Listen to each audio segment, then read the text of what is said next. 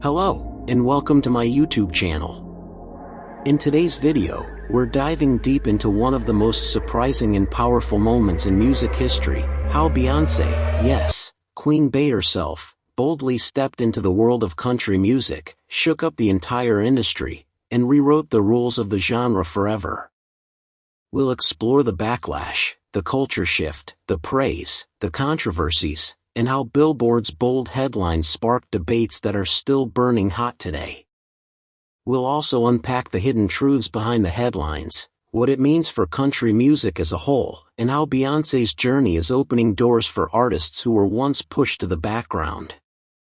So stick around, because this is not just a story about music. It's about identity, power, legacy, and cultural change. Don't forget to like, share, and subscribe, and let's jump right into it. At the center of the storm was not a controversy, but a question that unsettled those most resistant to change. Who decides what country music is?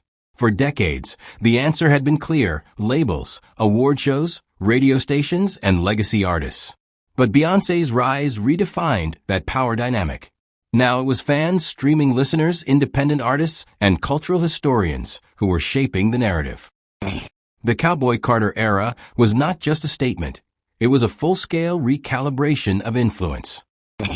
Beyoncé didn't request permission to enter the genre.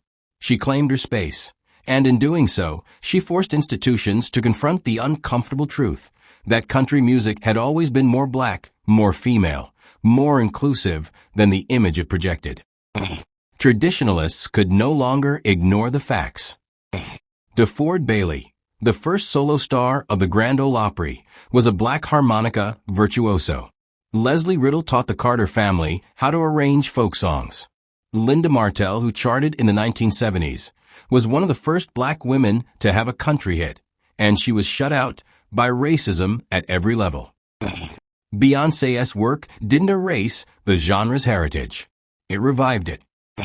Her concerts became platforms for visibility. Before each show, video tributes ran for past country legends, black fiddlers, black farmers, enslaved field musicians whose spirituals evolved into ballads. She invited historians on stage, commissioned writers to pen essays on stage backdrops, and partnered with museums to bring artifacts into the concert arena. It wasn't just spectacle. It was a living archive.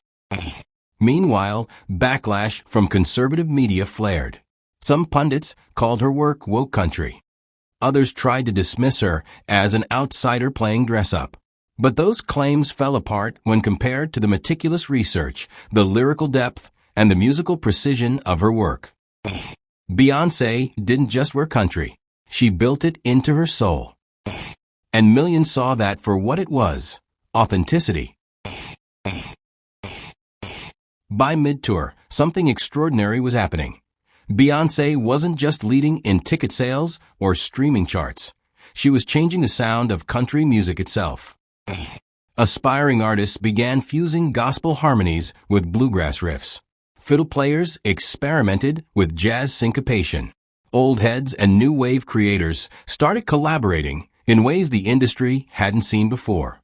Beyoncé had made it clear there was no one way to be country, only honest ways. This new sound didn't just live on records, it lived in culture. In Texas, churches held Sunday country soul services inspired by Beyoncé's blend of Southern spirituality and acoustic storytelling. In Atlanta, black cowboy groups hosted parades in honor of rural heritage. In New York, country line dancing went viral on TikTok, with creators remixing Beyoncé's tracks over traditional country rhythms, wearing cowboy hats and Timberlands. Meanwhile, Beyoncé remained grounded, clear in her purpose. In a rare backstage moment captured in a mini-documentary, she was heard saying, "They don't get to tell me what I'm allowed to love. This music lives in my blood. My ancestors created this sound. So I'm not borrowing country, I'm bringing it home." That sentiment spread like wildfire.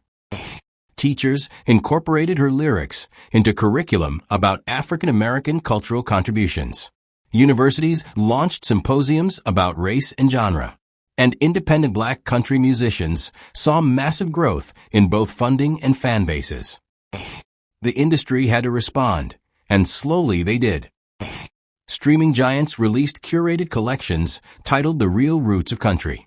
Billboard created a new category for genre-defying country work.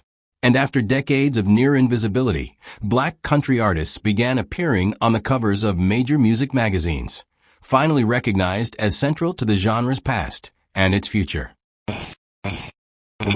Behind all the glitz and rebellion, there was something deeply personal about Beyoncé's country chapter. It wasn't just a musical experiment or a career move, it was an inheritance, a reclamation. In interviews, she spoke softly but firmly about her family's southern lineage. Her grandfather, a Louisiana native, had worked the fields.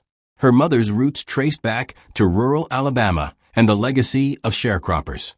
The stories of struggle, dignity, loss, and survival weren't abstract to her. They were inherited truths. And that truth pulsed through every steel string note. From the porch-styled stage designs to the gospel interludes between songs, Beyoncé wasn't reinventing the genre. She was reintroducing it, not just to the industry, but to a generation of black listeners who had grown up believing country wasn't theirs to claim.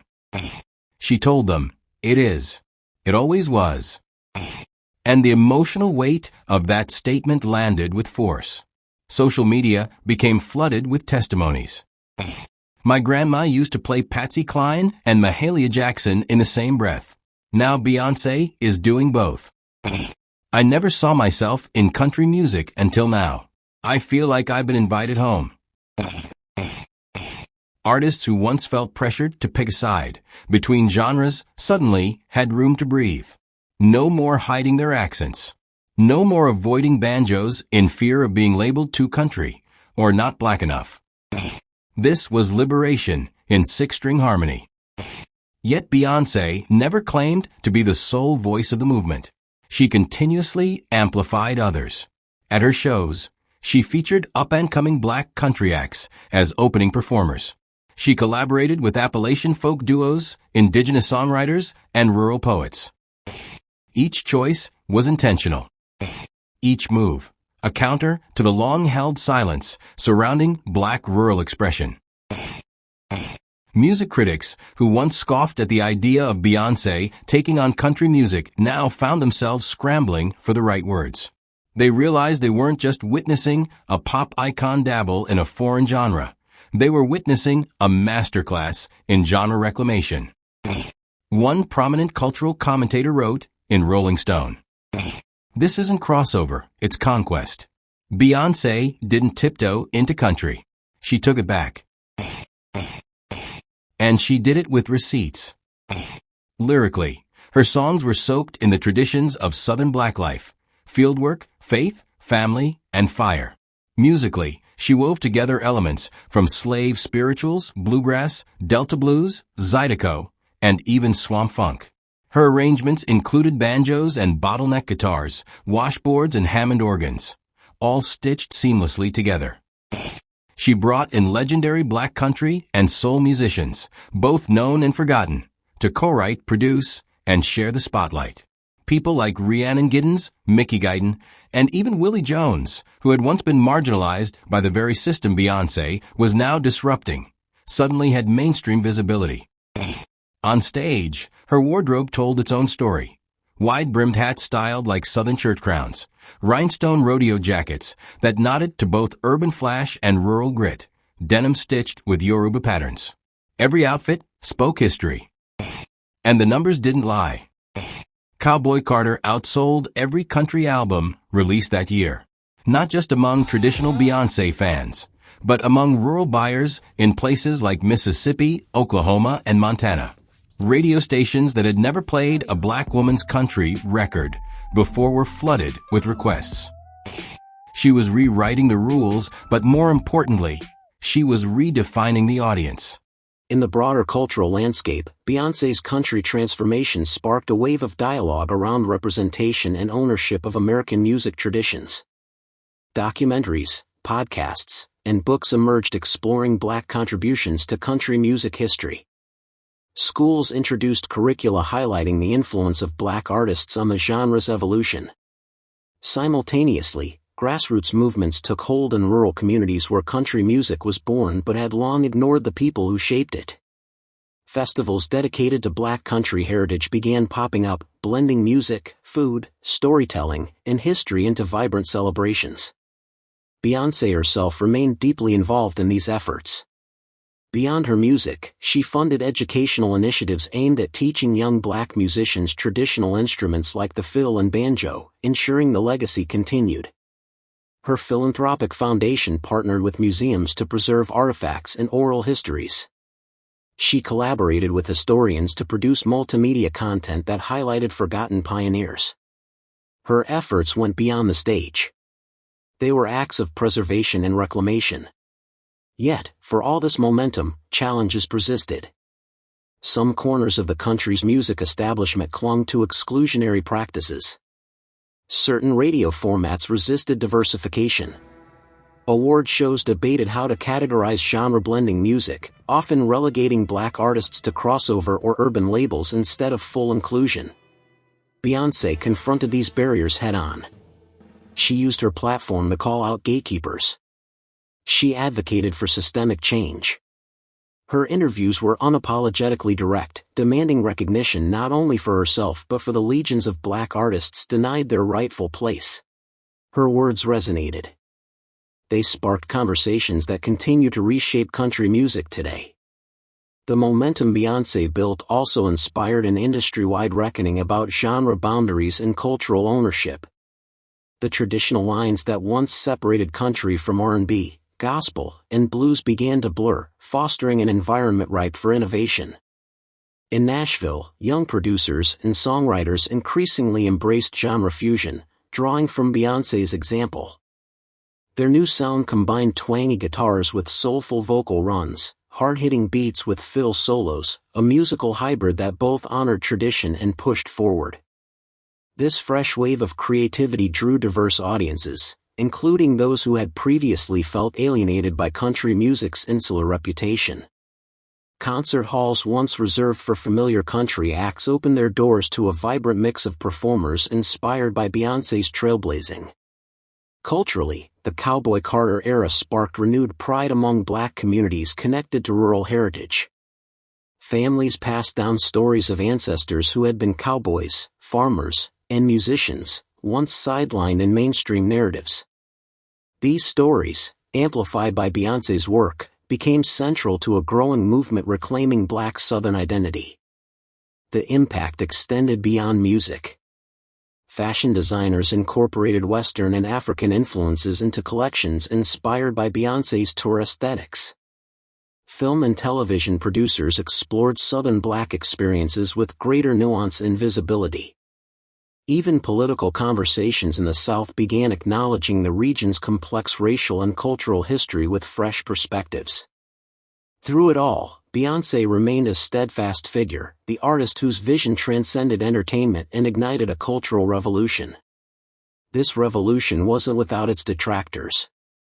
Some critics argued that Beyoncé's country music endeavor was a calculated marketing ploy, accusing her of diluting the genre's authenticity for mainstream appeal.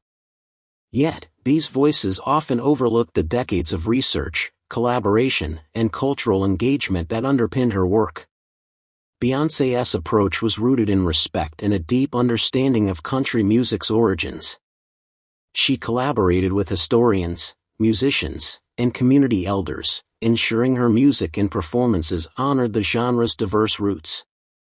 This authenticity resonated with audiences who saw her not as an interloper, but as a torchbearer carrying forward a legacy long neglected. The Cowboy Carter Tour became a pilgrimage for many fans. It was a place to celebrate heritage, challenge stereotypes, and experience country music reimagined through a fresh, inclusive lens. The tour's visuals, featuring archival footage and contemporary storytelling, connected past and present, forging a bridge between generations. Beyoncé's influence also pushed country music award shows to rethink their categories and criteria. Discussions about inclusivity gained traction, leading to the introduction of new awards recognizing genre-blending artists and highlighting the contributions of marginalized communities. The commercial success of her country albums proved that audiences were hungry for this expanded narrative.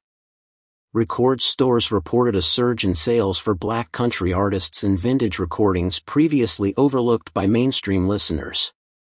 In academic circles, scholars examine the cultural implications of Beyoncé's country music journey. Conferences debated the intersections of race, genre, and identity, using her work as a case study in how music can challenge and reshape societal norms. Beyoncé's story became emblematic of a broader cultural shift, one where music, history, and identity converged to create new possibilities. The transformation Beyoncé ushered in also rekindled interest in the pioneering Black artists whose legacies had been obscured or erased. Names like Charlie Pride, the first Black country star to gain widespread acclaim, saw a resurgence in appreciation. Documentaries revisited his career, and his influence was acknowledged in retrospectives curated by major music institutions. Similarly, the story of Linda Martell, the first Black woman to chart a country hit, gained new life. Her struggles and triumphs were highlighted in articles and interviews inspired by the renewed conversation Beyoncé's work ignited. This re-examination offered long overdue recognition for artists who had been trailblazers yet sidelined by systemic barriers. Beyoncé's music and advocacy opened doors for a new generation of Black country artists, such as Mickey Guyton and Rissi Palmer, who found their voices amplified and their opportunities expanded. These artists spoke candidly about the challenges they faced, often referencing Beyoncé's impact as a catalyst for change. Her collaborations crossed genres and generations, bringing together country legends and contemporary stars to create music that transcended labels. This fusion challenged listeners to rethink what country music could sound like and who it could represent. The media narrative shifted from skepticism to celebration, framing Beyoncé as a revolutionary figure reshaping an entire genre's identity. Music festivals began featuring more diverse lineups, and audiences responded with enthusiasm and support. Moreover, the cultural dialogue extended into broader discussions about race, identity, and representation in the arts. Beyoncé's country music journey became a touchstone for conversations about inclusion and equity across industries. In education, schools integrated lessons on the multicultural roots of American music, inspired by the awareness her work raised. Workshops and community programs flourished, encouraging young people from diverse backgrounds to explore country music traditions. Through it all, Beyoncé remained a guiding force, not only as an artist but as a cultural ambassador dedicated to honoring and expanding the legacy of country music for future generations. The profound cultural shift sparked by Beyoncé's immersion into country music also had ripple effects on how festivals and live events were programmed. Historically, country music festivals tended to prioritize a narrow spectrum of performers, often sidelining artists of color and women. However, inspired by Beyoncé's success and advocacy, festival organizers began to diversify their lineups, welcoming more Black country musicians and genre-blending acts. Events like the Americana Music Festival and Stagecoach started spotlighting artists who defied traditional genre boundaries, reflecting a changing audience eager for fresh sounds and inclusive storytelling. The increasing presence of Black artists on these stages symbolized a broader opening of the country music community's doors, breaking down barriers that had long limited access. This inclusivity brought new energy to live performances. Fans from varied backgrounds converged at shows, sharing experiences and traditions that enriched the cultural tapestry of the genre.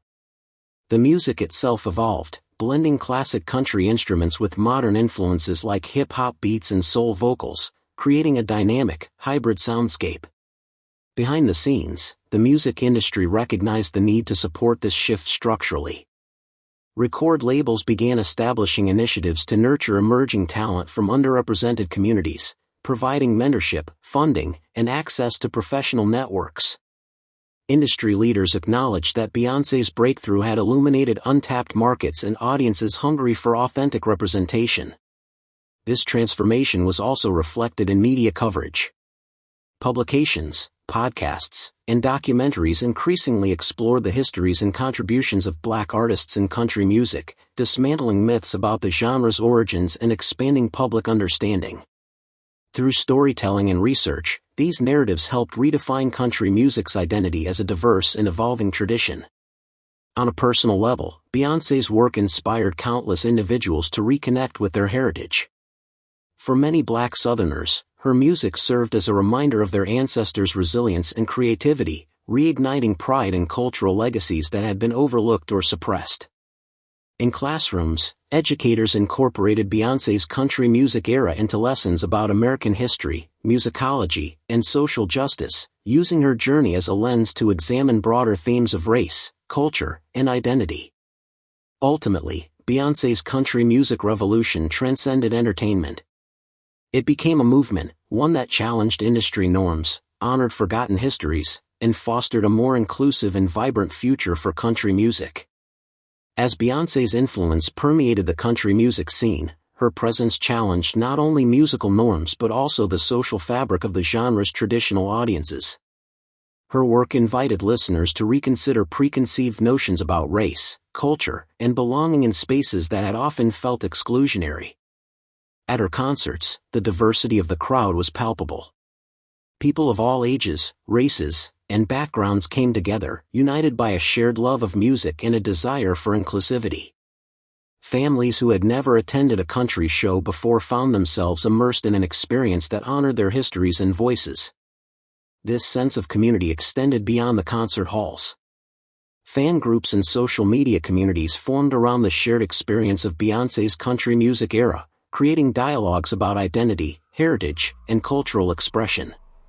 These conversations spilled over into broader discussions about representation and equality in the arts and society.